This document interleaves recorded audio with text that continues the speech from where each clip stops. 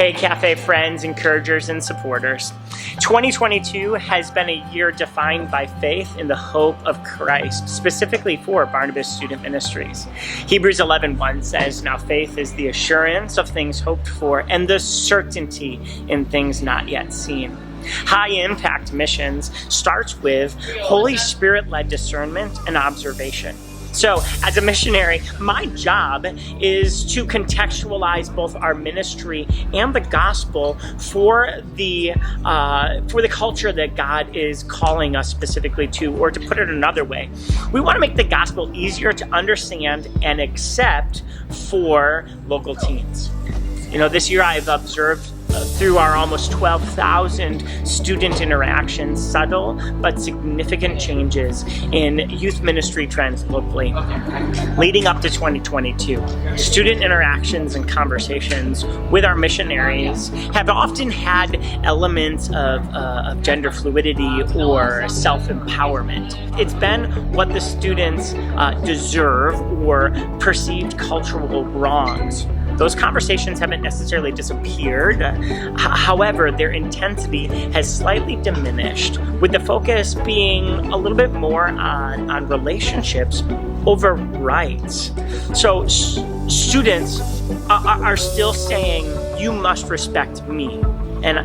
But I think that there's a cultural disappointment with the relational cost that kind of focus on self has. This is a real opportunity for the gospel because, of course, Jesus created us for a relationship with Him. And it is no small surprise that culturally students are yearning for that relationship, not only with each other, but also with a God that created them, thus giving them purpose behind their daily existence. So coming into this year, we responded to some of these trends by assigning our missionary staff small groups of volunteers that they could invest into weekly.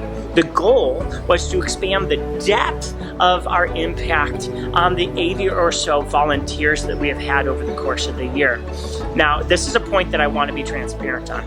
I identified mentorship deficiencies within our ministry, and then I developed and I implemented a solution for some of those challenges.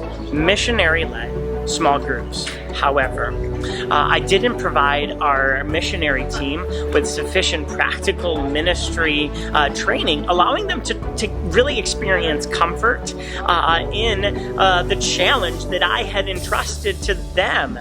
Basically, I tried something new and discovered that there was some improvements that were needed. Now, here's the faith element. As God was providing clarity for needed improvements in our ministry, Deb and I walked through a stillbirth miscarriage. At that same time, we entered a season of staffing-oriented spiritual warfare. And being honest, I was assured that God was going to bring a brighter day based on the conviction that God always has carried our ministry through difficult and challenging times because of your support and prayers and encouragement.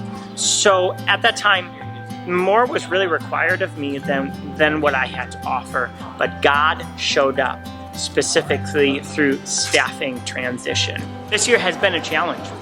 Supply chain challenges, huge staffing challenges, inflation, and the changing landscape of our mall have all contributed to the business as ministry adventure. This year, we manufactured almost 3,000 pounds of strawberry bubble tea concentrate domestically. The project became known as American Boba Supply, and initially there was strong indication that God was providing a new avenue of funding for the ministry while securing our bubble tea supply and reducing operational costs. From a business aspect, it was a game changer. However, from the first production run in July, strawberries, starch, and labor doubled by the time September rolled around and we were ready to place our first full production run. So, for a season, that project is on hold. Here's how God has shown up regarding staffing. Noah, KP, and Keely continue to faithfully serve with Barnabas Student Ministries. Hello, my name is Kenny, or KP Kessler. I am currently a student at Allen County Community College, and I love being part of the Barnabas team because I get to work with some amazing students. Noah is just finishing up his Master's of Biblical Counseling and is taking on new volunteer responsibilities with Barnabas Student Ministries. And Keely consistently is adding new menu items to the cafe. We are sad that some of our missionaries are pursuing other opportunities, but God has been faithful in providing us with new team members. James recently moved to the States from Kenya, where he was a church planter. He's a missionary from Africa to the United States with a contagious smile. Fabian is a business student at Washburn University and an Army reservist. He comes to us with a love of jazz and Jesus. His photogenic eye is going to complement Allie's passion for marketing in our ministry. And Mary is joining our team the beginning of February. She's the executive director for the Topeka Urban Ministry Institute and joins us after 3 years as a supervisor at Vallejo, which is a Topeka not-for-profit mental health provider. My friendship with her actually started many years ago. She was instrumental in introducing me to the Topeka Community Development Network, and she joins us with a wealth of business, not-for-profit, and theological education experience. She has her master's degree in theology and is pursuing trauma-informed counseling certifications and ultimately would like to do her doctorate of ministry.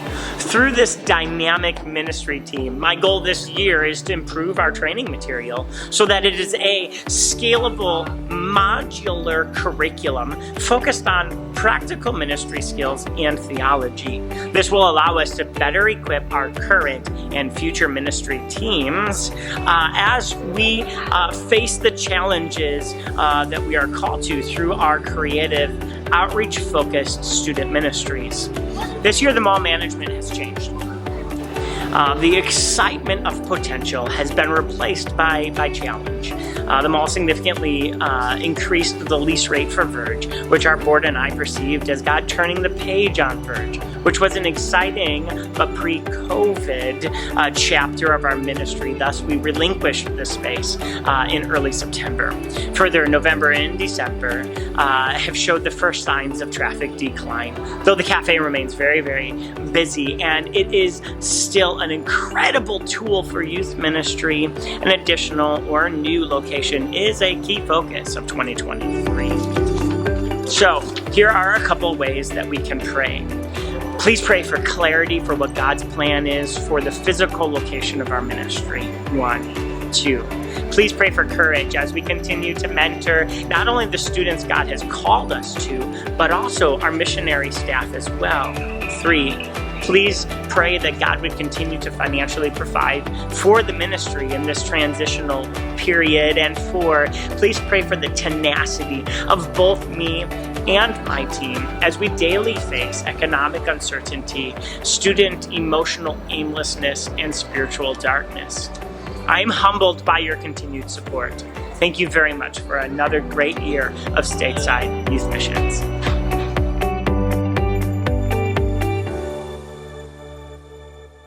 And a month, so that it is A. All right. A.